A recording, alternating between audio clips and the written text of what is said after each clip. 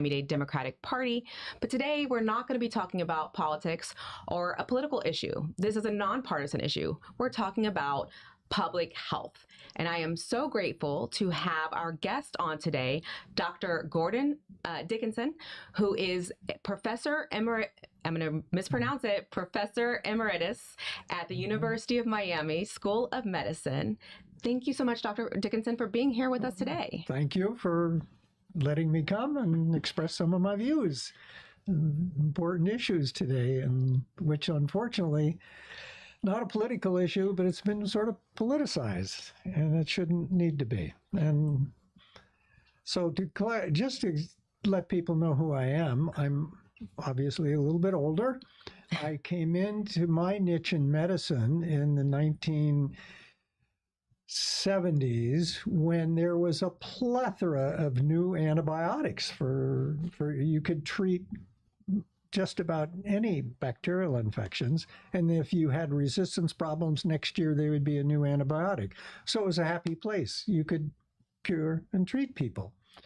And so that's what got me into this field of infectious diseases. And then not many years after I joined, the HIV virus emerged and then sort of changed my career. But that's what I've done a lot of throughout my career.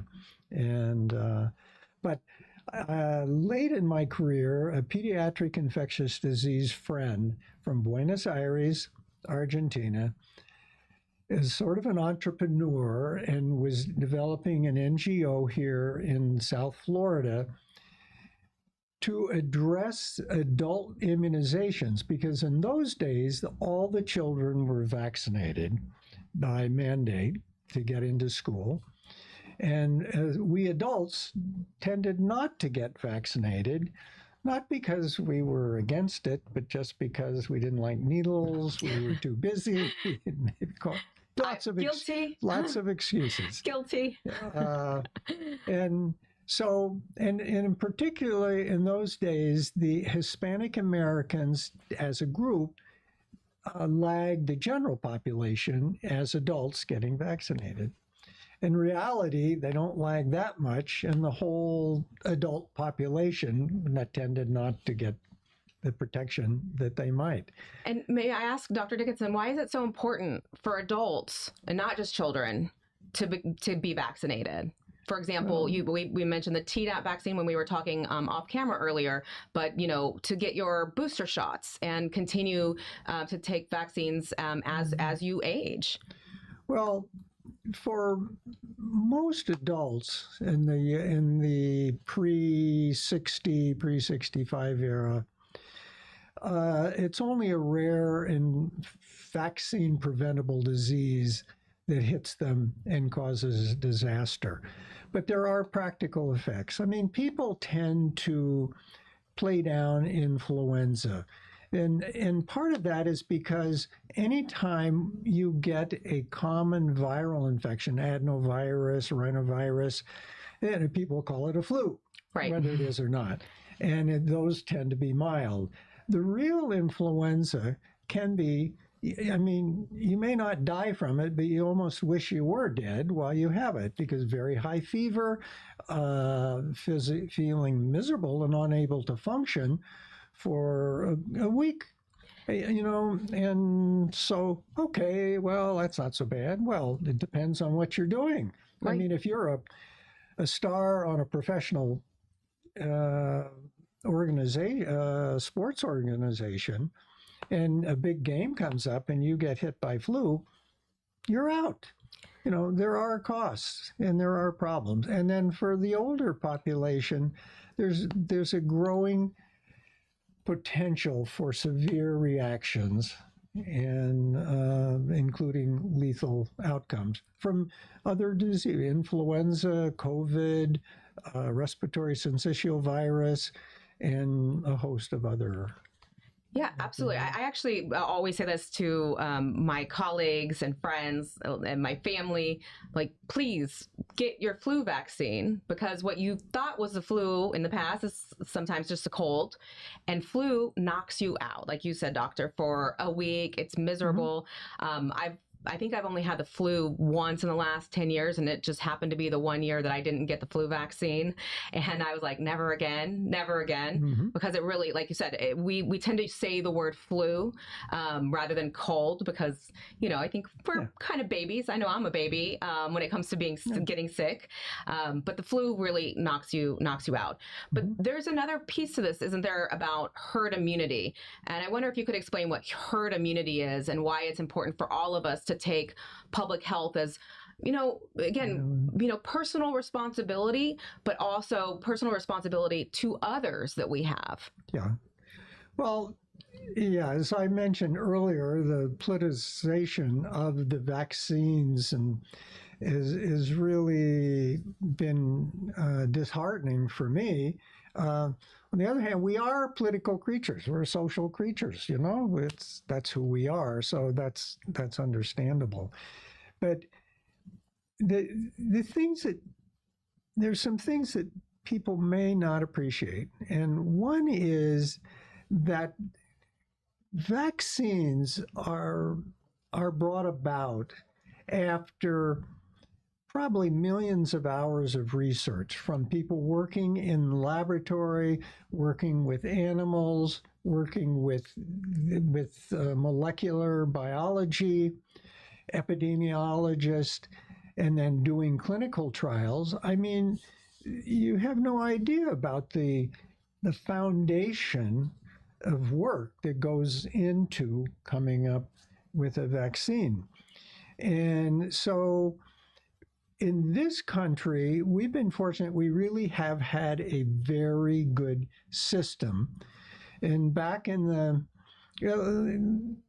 listen, I could ramble on. You're going to have to trap me in. But back in the 60s, the Centers for Disease Control established an ad hoc committee in which they brought in lab folks. They brought in epidemiologists, they brought in infectious disease people, they brought in pediatricians, they brought in public health people with the charge of reviewing all new vaccines that are been brought to market. Incidentally, to clarify, a vaccine is developed and they must show efficacy and safety, and that is presented to the FDA. The FDA has the say of whether a vaccine can be administered in this country. The CDC's committee is the group that says who should get it or how it should be used, because that's the expertise that they bring together. And so this committee, 3 times a year, would meet. They would look at any new vaccines, and subgroups of the committee were assigned to review the existing vaccines and make changes, in which they do from time to time. Things get updated. Yeah, and research. There's new research. Yeah, there's new research that comes out. Findings come out. A good example is the yellow fever vaccine, which most of us don't encounter unless we're travelers and going to areas where yellow fever exists. And that it once was said you needed to get that every 10 years.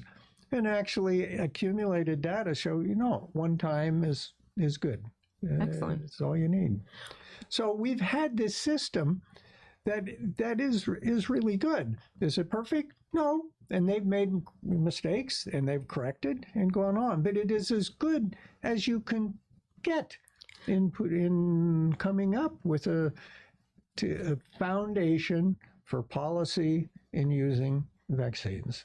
One of the things that concerns me just generally as a person, as a human being, is the fact that on one hand, information is so easily to obtain, right? So we have the internet, people can look up a lot of information. That's a good thing. But at the same time, if we don't have people who are perhaps have the scientific literacy or education or critical thinking skills in order to evaluate that information, they feel that they are experts on what they're reading or they're seeing rather than having confidence in the expertise of medical and scientific professionals. professionals. And I think this like death of expertise is a real problem because, again, information is at our fingertips. But I'm an immigration attorney. I know that I cannot evaluate scientific data. I can't evaluate efficacy or safety of a vaccine schedule on my own. I rely on experts, and I have to trust experts. And I do trust experts because I've seen, we can look at history. That's one thing that we can have a little bit of expertise in, is looking at and seeing how the creation of vaccines has stopped vaccine preventable deaths. So we could go back to the polio vaccine, the smallpox vaccine, and more recently, the HPV vaccine, which has the ability to prevent deadly cancers. It was cervical cancer in women, and other cancers in men. And when that vaccine, for example, first came out, it was only approved for women up to age 26. I got it at 25 and a half years old, and I was happy to have it. My daughter now has it at 11, but now it's open to men. Like you said, they changed the schedule because they look at more information. They say, oh, wait, what's the best way to protect everybody? The women researchers were a little upset that the guys weren't. As I said, why aren't 11-year-old boys also getting the vaccine at the same time? And again, it's new research, new understanding. We changed the schedules. Now it's approved, I believe, up to age 45. It's the vaccine covers more strains of the HPV virus, which causes cervical cancer, penile cancer, throat cancer, a number of other cancers. And again, it's I think a revolution in terms of public health. But we also have people like Joe Rogan, who's very popular. I don't know if you've heard this recently. He said about the measles. Oh, well, when I was a kid, everybody had measles as a kid. No, we did not. No, we did not. We did not have measles as children. We had chicken pox. Again, that's kind of like the flu cold dynamic that you were talking about earlier. Measles, I had a friend actually from the United Kingdom who had measles as a child and lost hearing in one ear because it is such it's a devastating illness and a deadly illness, correct? The problem with measles is it's so contagious that you can get many cases. And yes, the risk for an individual is relatively low, but it ain't zero. And when you have many folks getting in measles, that's when you run into problems.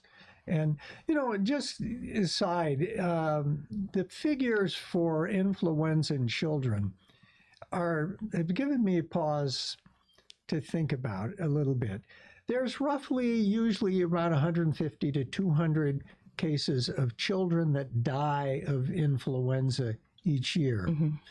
So come on, we're a country of 335 million, and only 200 children die? I mean, that's nothing. It's probably a way under a fraction of a percent, unless you're the child or you're the parents of that child. And that is devastating. I think one of the hardest things in life in terms of tragedies is to lose a child, whether certainly as an infant, as a young child, it's just life-changing and devastating for many people. So but you brought up there's an issue of vaccines and how we use them, and the element of recommendation that goes into the use. Now, the HPV vaccine, why is that recommended at age 11 for boys and girls? Well, because that is before most are sexually active and you produce immunity. And why did they say 26? Well, because I can explain. Because the vaccines are not free. I mean, they are a resource. They take some resources from the overall health budget. And so most people have already acquired HPV by the time they reach 26. Do all? No, of course not. There are people that are older. And you mentioned, and yes, they say, well, it's a mutual I'm blocking the term of shared decision making is the term. Well, listen, that's sort of bogus. It's shared decision making from the moment the doctor and the patient is together. Right. Because the patient is the patient. We're talking about the patient, not the doctor. So the patient has to agree. But any of that aside, but they said at 45, but I can see meeting someone who, for whatever reason, has been a late bloomer, and in their 40s they decide that they're going to become sexually active and do so. I would give them the vaccine. It depends. And the public health would not, because they don't recommend it because it's not apt to produce protection for someone. There's no one that needs the protection. I think to kind of translate this to lay terms, if you'd permit me, Doctor, is that, they have limited resources. If you have limited resources, we need to do the most good for the most amount of people. And then also, again, this has a cost. Also, insurance companies, don't basically you can get any vaccine you want if you're willing to pay out of pocket. The question is whether insurance or will pay for it. And there's these restrictions on the recommendations and how we use them. So that would, like you said, so HPV, human papillomavirus, is, like I mentioned previously, the virus that causes cervical cancer, just to give one example. It is a sexually transmitted disease. But at the same time, the vast majority of people will become sexually active at some point in their lives. And if we can prevent cervical cancer, penile cancer, throat cancer, and we've seen some people die of, very famous people die of vaccine preventable diseases, like her famous actress that is escaping my name, escaping my mind at the moment, who died of this vaccine preventable disease not a couple, I want to say maybe 5 or 6 years ago. But nevertheless, I understand that with parents, and I'm a mother of a daughter who's 12, they probably don't want to envision their children becoming sexually active in the future. I think some people could bristle at why 11, but I think you mentioned very clearly is we want to get this protection early, well before anything could happen. Yep. I would say either on purpose or outside of that child's consent as well. And I think that's a thing that we also have to think about, that there are things that may happen to our children that we want them to be protected from, that we can't necessarily prevent because there are bad actors in this world. Yeah. And for me, it was an easy decision to get my child vaccinated at 11, to start the course, because I believe it's 3 shots or 3 vaccines before you're fully protected. At the same time, my understanding is the vaccines change over time. So there's different strains. You might get one strain, but you maybe at 26, you've got 1 strain or 2 strains that you have been exposed to, and most people have no symptoms, and it's not going to cause them any problems. Their body sheds the virus easily and without any complications. But maybe, I know that Gardasil itself has become a better vaccine over time, and now it covers more strains. And so there's that balance that has to be made. It's like whether based on age and experience, whether, it makes sense to get this vaccine later in life or earlier in life.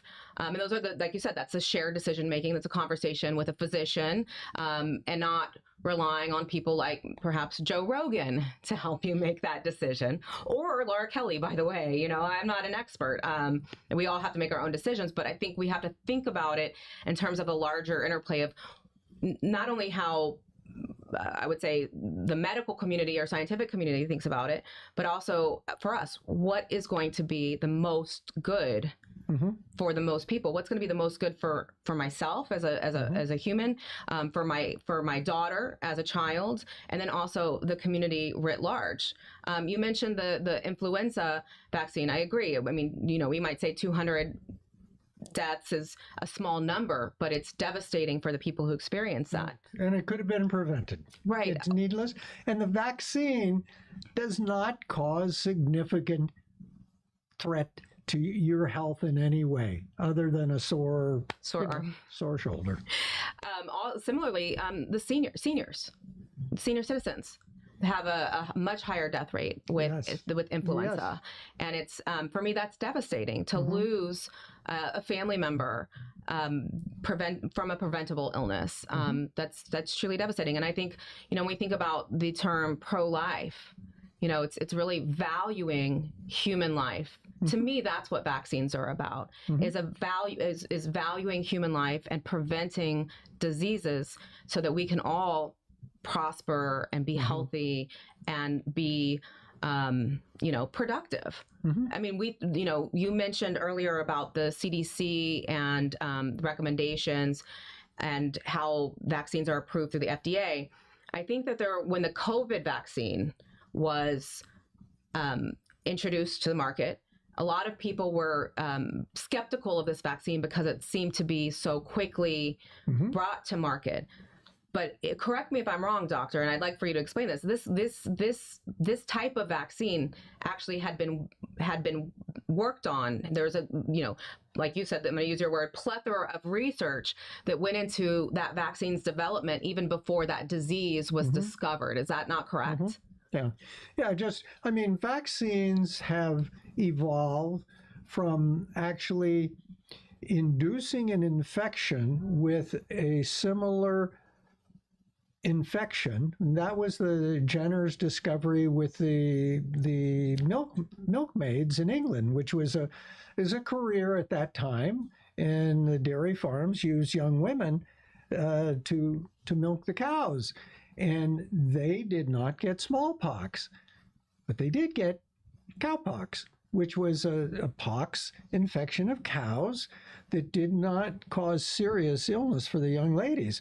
So they got it and they were protected. And Jenner and several others put that idea together and started this vaccine. And then, so they've been involved, and for many years it basically was grinding up the bug and then injecting it when it was killed, or to try to produce a weakened version and give you the infection. And it's a very long, interesting, and for historians, a delightful story to unravel over the years. I mean, the first vaccine after Jenner's work with vaccinia was Pasteur, and he developed a vaccine against rabies. And rabies is a horrible disease because you develop these symptoms and you're going to die from it. It's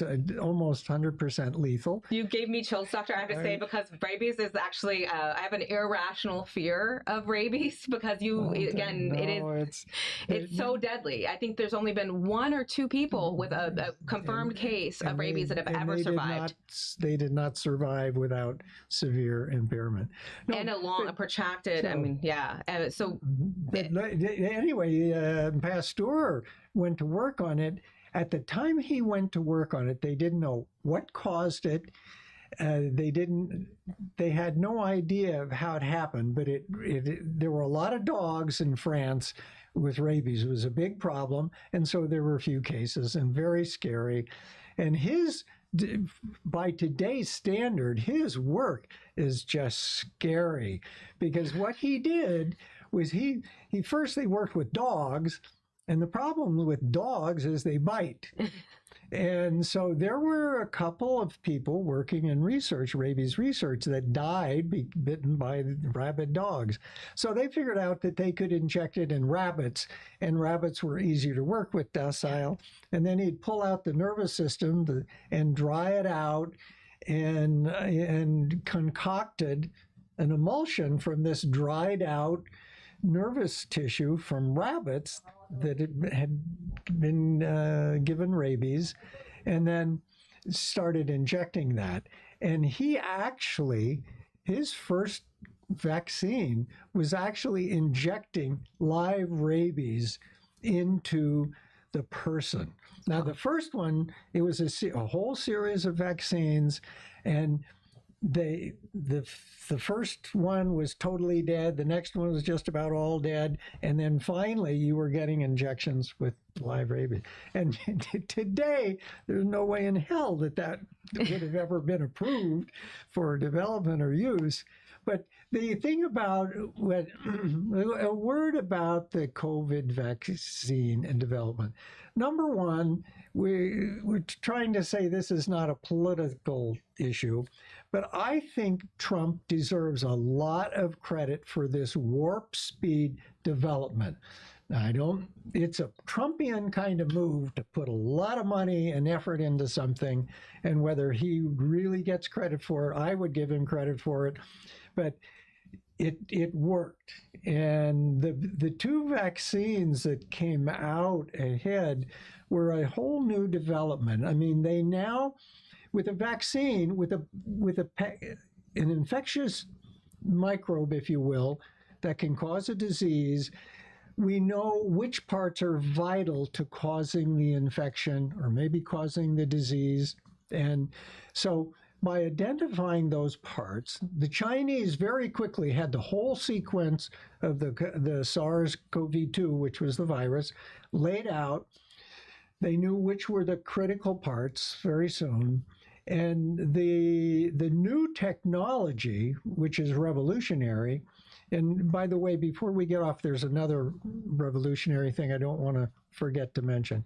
But they used these particles that were the real infectious weapon of the virus, and they were able to inject that in messenger RNA into my shoulder, and what my shoulder muscles did and other parts throughout my body would produce this part of the virus that wouldn't cause me disease, but really elicited a strong immune response.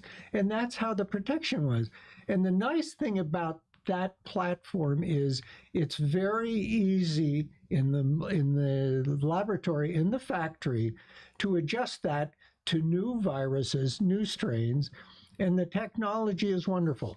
Are there some things to be watchful for? Yes, there are. People are talking about the myocarditis, the heart problems, and there's something about the COVID virus that, yes, causes severe myocarditis and long COVID, which we're learning about. And the vaccine may produce a little bit of that. So there are people concerned about that. But that virus became available under emergency use because the FDA said, we don't know enough about the safety and efficacy. It looks really good. And so it was induced, and now it's no longer under that. It's been shown. It really works. I mean, I could tell you that my sister is a physician. Her husband is a cardiologist. They were both working in hospitals while the COVID pandemic was emerging. And my sister was actually pregnant at the time, and she got the vaccine, and so did her husband, of course, to protect themselves so that they could continue to work for patients who were sick with COVID, and not disrupt, the ability to, cure people, help people. And I thought that was incredibly just amazing that they were able to do that. And again, I think there's this risk reward thing that every human has to, or every person has to think about, which is, what is the risk of harm from taking a vaccine? You mentioned there are side effects to every medical intervention. Every time there's a possibility of side effects. Yes.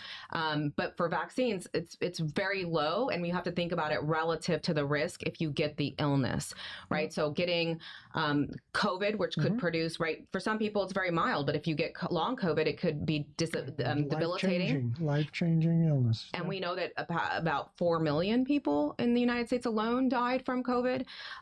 We also know measles, something that, may be mild for some people, can cause death and impairment lifelong. Same thing when we're talking about HPV, cancer, deadly cancer. Really devastatingly deadly cancer. Mm-hmm. We have influenza, which could take you out for a week, which will not let you to work. Could kill you. Could kill you. Yeah. Exactly. And there's other, there's a lot of vaccines out there, but even something like shingles, which is something that typically older people get. It's devastatingly painful that if you can prevent that, why not prevent that? Because if you get shingles, it is awful. I learned a number of years ago, here I'm an infectious disease doctor, and I was wondering who was giving lectures about shingles and who was the expert. And it was the head of the pain clinic. Yes. Because of people could get shingles and then they get a post-herpetic pain syndrome that lasts for months, years, and is just devastating. Yeah. I would like to just mention a couple of things. One is that if farmers stop farming, I'm going to starve. If truckers stop trucking, I'm going to starve. If trains stop running, I'm going to starve. We are so interdependent. We are social creatures. That this pen lying in front of you, you didn't make that. Somebody put a lot of effort and put a lot of expertise into making that. These microphones, the electronics that allow us to do what we're doing. So we're all in this together, and that includes people in my niche, which is in infectious diseases and preventing diseases. So it's... Yes, your question of trust. Well, we have to have some trust with one another. And how do you do that? I think you look at the evidence, you keep an open mind, and you check your news reports. You don't go with one source. And, we do the best we can. And make sure they're credible sources, right? We have to be able to evaluate the credibility of sources. And I think, again, recognizing that your family physician, right? Your family physician is somebody who has treated you, who cares for you, who has taken an oath, the Hippocratic oath, and is so involved in making sure that their patients are healthy and happy. That to me is the best trust. Now, no physician is perfect, just like no human is perfect. We make mistakes, all of us. But we have to have trust in the process and in our, if not scientific researchers or the medical community writ large, but certainly the physicians who treat us day in and day out. Yep. And so I want to say thank you for your service, Dr. Dickinson. And my pleasure. Thank you so much for being here. This is a fascinating conversation. I could continue forever. Okay. But we're out of time now. Okay. But thank you so much for being here. My pleasure. Thank you for having me. I appreciate it.